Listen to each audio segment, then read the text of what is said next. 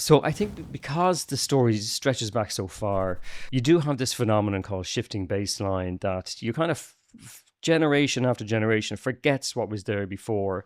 And as people get older, the stories of abundance, the memories of abundance, the smells, the sounds are lost, and people think this is normal.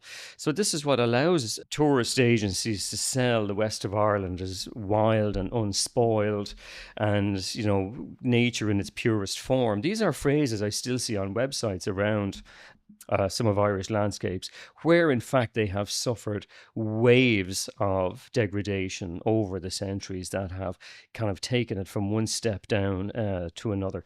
So that is why it's very hard to maybe get people to imagine what Ireland would have been like. Even from a scientific point of view, we have no clear picture of what an intact forest looks like. What were the trees that grew in it? What were the animals that lived in it?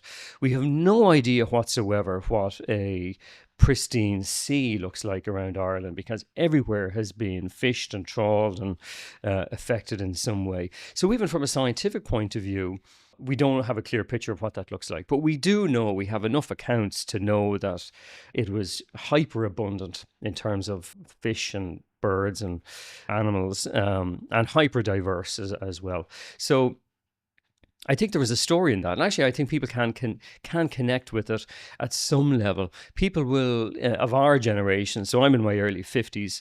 People of my generation will remember childhood holidays where the windscreen was destroyed after driving from Dublin to Wexford in 2 hours, or they'll covered in insects. They'll remember how leaving a window open at night meant your bedroom was going to be full of moths and all kinds of things would be scraping at your window trying to get in.